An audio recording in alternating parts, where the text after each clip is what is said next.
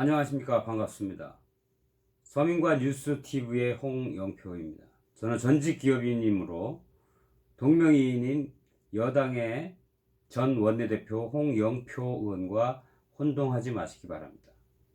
저는 좌와 우를 떠나서 서민의 입장에서 서민의 가슴속에 있는 말을 속 시원하게 풀어드리겠습니다.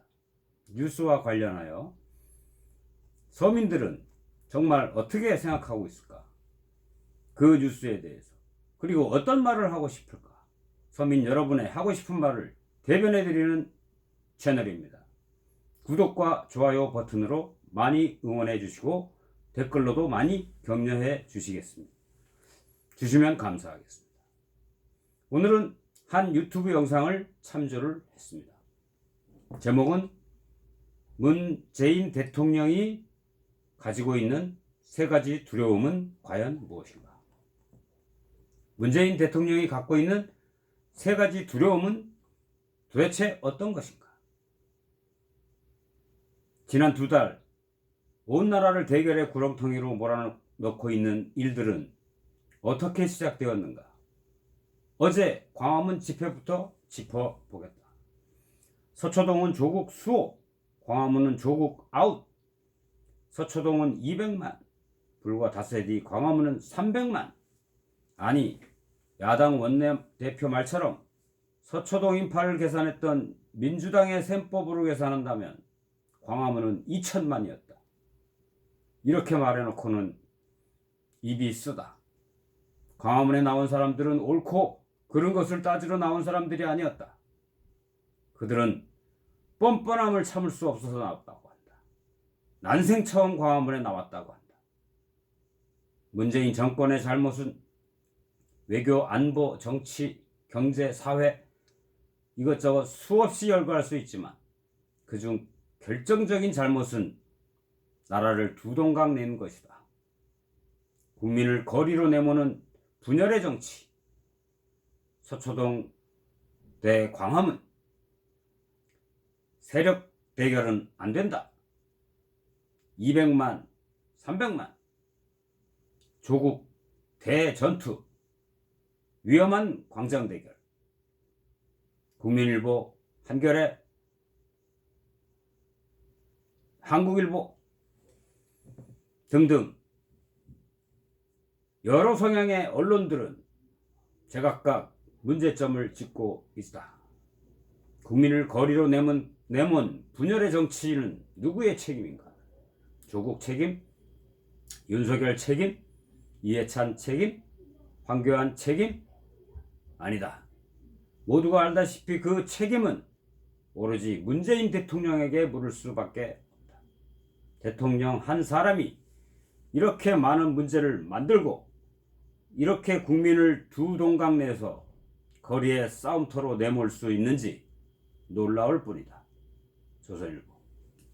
그렇다면 문재인 대통령은 왜 양쪽으로 찢어지는 낭떠러지의 국민들을 몰아넣고 있는 것일까?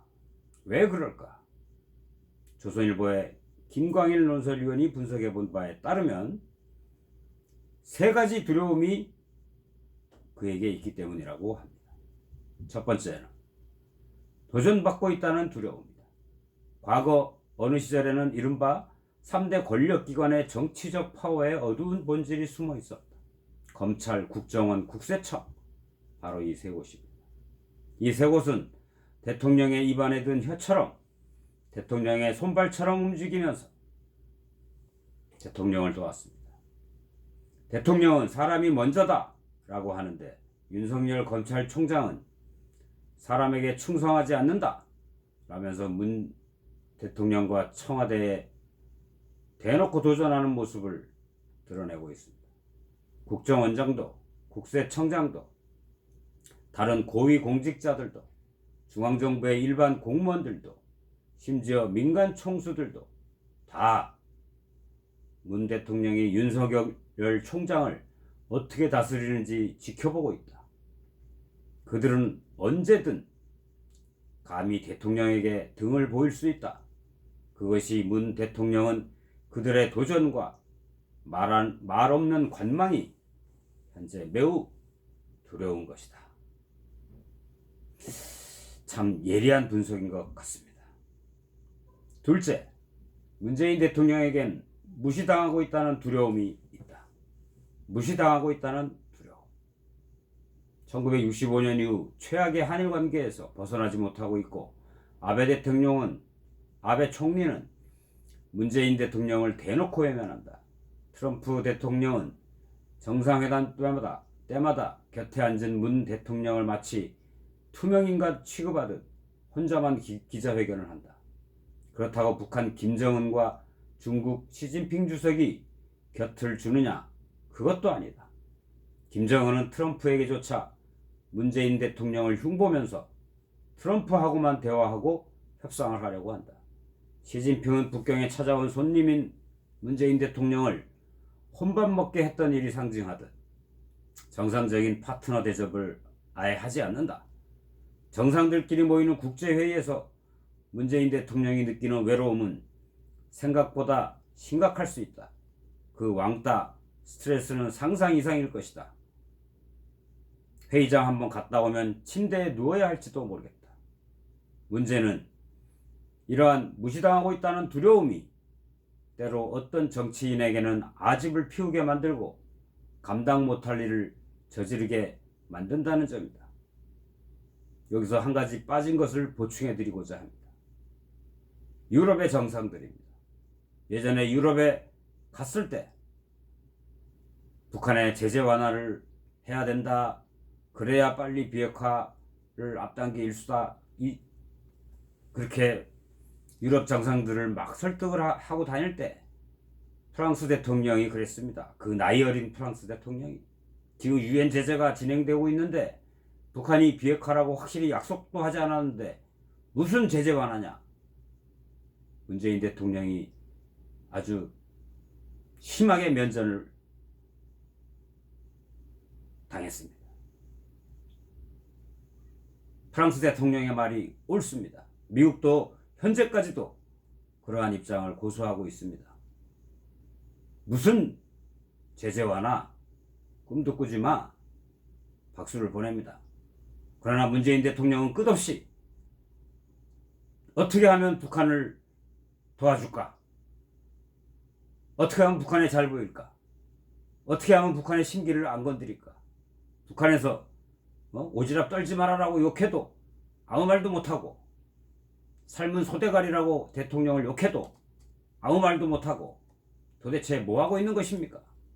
한 나라의 대통령입니까? 맞습니까? 이러니 모두한테서 무시당하고 있는 것입니다. 그러니까 그 무시를 탈피하기 위해서 오히려 고집을 부리고 감당 못할 일을 그냥 확 저질러버린 게 아닌가, 그런 생각이 든다는 그런 내용인 것 같습니다. 그래서 조국 장관도 확 임명해버리고 그랬던 거 아닌가 생각이 듭니다. 일설에 어떤 보도에 의하면 검찰총장이 조국 후보자 문제가 많으니 임명하시면 정권에 부담이 됩니다. 임명하시면 저는 제가 물러나겠습니다. 뭐 이런 루머들이 있었다 그러는데, 그때까지 임명 안 하려고 그 결심을 굳혔다가 오히려 검찰총장의 그런 말 때문에 대통령의 인사권에 대들어? 이거 봐라? 그러면서 대노했다는 얘기가 있습니다. 결국 그 얘기는 홧김에 장관을 임명했다는 말입니까? 홧김에 어떻게 장관을 임명합니까? 그게 대통령입니까? 국민 여론이 60% 70% 임명에 반대하고 있었는데, 그럼 반대 여론을 잘 살펴서 국민의 뜻을 따르면 되는 거지. 국민이 위임해준 권력을 국민의 뜻을 따라야지. 국민의 뜻을 안 따르고 지 맘대로 자기가 누구라고, 자기가 왕입니까? 국민 위에 군림하는 왕입니까? 모든 우리 국민은 대통령, 현직 대통령이든 전직 대통령이든 다 법 앞에 평등해야 합니다. 그래서 전직 대통령도 죄를 지었으면 감옥에 가는 거고, 현직 대통령도 죄를 지었으면 감옥에 가야 되는 겁니다. 대통령이 헌법을 지키지 않았으면 감옥에 가야 됩니다. 그게 일반 저희와 같은 상식을 가진 일반 서민들이 생각하고 있는 생각입니다. 셋째, 문재인 정권이 갖고 있는 두려움, 보복당할 것이라는 두려움. 처음에는 신임 대통령이고 현직 대통령이지만 눈 한번 감았다 뜨면 전직 대통령이 됩니다. 죽은 권력이 곧 됩니다. 자기들끼리 20년 30년 집권한다는 말이 하지만 그렇게 될 것 같지 않습니다. 지금 2년 반 지났는데 10월 3일 국민이 들고 일어난 거 보십시오. 얼마나 잘못되고 사회주의적인 정책을 하고 얼마큼 북한 친북 종북을 했으면 자유 대한민국의 많은 사람들이 저렇게 들고 일어났겠습니까? 민정수석 때 조국 씨는 자유민주주의에서 자유자를 빼버리려고 했습니다. 그러나 몇년 뒤 역사책에, 중고등학교 역사책에 그렇게 실린다고 합니다. 이게 나라입니까? 왜 자유민주주의 공화국이라는 말에서 왜 자유자를 뺍니까? 민주주의 앞에 사회자를 붙이려고 합니까?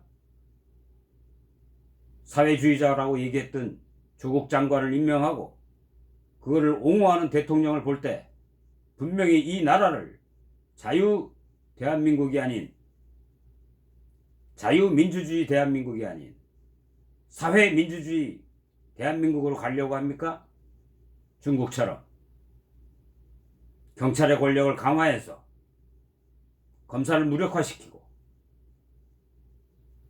경찰의 권력, 행정부의 권력, 즉 대통령의 권력을 강화시키고 공수처를 설치해서 또 대통령 손아귀에 두고 사법부의 감시 견제 기능은 삼권 분립에 나와 있는 사법부로서의 역할을 대폭적으로 축소시키고 지금도 대통령이 청와대만 들어가면 제왕적 대통령이 되는데 거기에다가 더 경찰 권력까지 플러스 알파, 공수처 권력까지 플러스 알파 해서 초제왕적 대통령이 되겠다.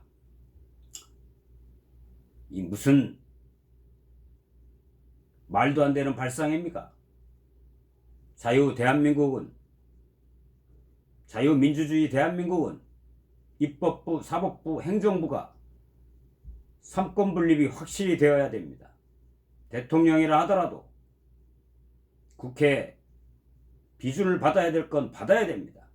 어떻게 남북 군사 합의 이런 북한에 유리한 합의를 국회의 비준도 안 받고 대통령 혼자 마음대로 합니까?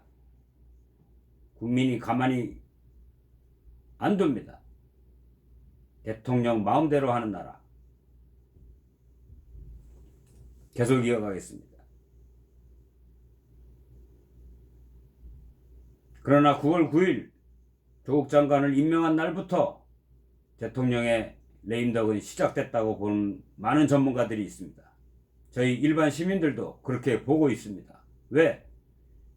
그렇게 임명하지 말라고 하는 국민 60%, 70%, 또 거기에 제대로 여론조사에 응하지 않았던 샤이 보수파들까지 합치면 7, 80% 되는 국민 10명 중에 약 6명에서 7, 8명이 반대하는 그런 파렴치범으로 의혹을 받고 있는 사람을 어떻게 대한민국의 그것도 정의부 장관으로 임명을 한단 말입니다. 그래 놓고 지금 한 달이 됐습니다. 국민의 여론은 반쪽으로 쪼개지고 국민들은 둘로 나뉘어서 광장으로 나갔습니다. 이 모든 책임은 문재인 대통령에게 있습니다. 조국 사태는 문재인 정권의 최대 기획인 조국 씨 대통령 만들기 프로젝트를 좌초시켰다. 그런가 하면 조선일보 사설은 또 이렇게 말합니다. 조국 사태는 조국 씨로 막기 어려운 지경으로 가고 있는데, 문재인 사태로 번지고 있는데 이 일을 누가 만들었는가? 조국 사태를 넘어서 지금은 문재인 사태로 가고 있으며 그것은 문 대통령 본인 탓이다. 그런 진단들이 많습니다. 그렇다면 반드시 그 책임을 묻게 되는 날이 오지 않을 수 없는 것이고, 문 대통령은 그것이 두려운 것입니다. 이렇게 세 가지 두려움을 갖고 있습니다. 문재인 대통령은 도전받고 있다는 두려움, 둘째, 무시당하고 있다는 두려움, 셋째, 보복당할 것이라는 두려움. 그러나 이 세 가지 두려움이 일어나지 않기를 일반 양식이 있는, 상식이 있는, 합리적인 사고방식을 갖고 있는 저희 같은 사람들은 바라지 않고 있습니다. 왜? 실제로 대통령께서 이러한 세 가지 두려움 중에 한두 가지라도 갖고 있다면, 정말로 그래서 지금 이런 사태가, 지금 2019년 10월 5일 오늘의 이런 작금의 상황이 온 국민이 둘로 나뉘어져서 광장에 나가서 한쪽은 조국을 사수하라, 한쪽은 조국을 사퇴시켜라, 플러스 문재인도 사퇴하라, 이런 현실을 만들어낸 장본인 문재인 대통령께서 만약 이런 세 가지 두려움 중에 한두 개라도 갖고 있다면 빨리 그걸 떨쳐버리시고 조국을 해임하고 대국민 사과를 직접 하시고 이 전국을 수습하시는 것이 보복을 당하지 않는 길일 것이며, 또 국제사회에서 왕따를 당하지 않는 길일 것이며, 또 도전받고 있다는 두려움에서 벗어날 수 있는 길이심을 명심하시기 바랍니다. 대통령님께 상식이 있고 양식이 있고 합리적인 생각을 갖고 있는 대다수의 일반 서민들을 대표해서 그들이 갖고 있는 생각을 간곡히 다시 한번 말씀드립니다. 조국 장관을 해임하십시오. 그리고 대국민 사과를 하십시오. 그리고 대통령을 하지 않았던 60%의 국민, 그리고 지금은 대통령을 지지하지 않고 있는 70-80%의 국민, 그들을 껴안을 수 있는 국민 통합 방안을 마련하십시오. 조국 해임, 대국민 사과, 국민 통합 방안 마련 실시, 이것만이 문재인 대통령께서 이 전국을 돌파할 수 있는 가장 솔직하고 가장 바른 해법임을 다시 한번 강조하면서 서민과 뉴스와 서민 홍영표가 진행했습니다. 구독과 좋아요 버튼으로 많은 댓글 부탁드립니다. 감사합니다.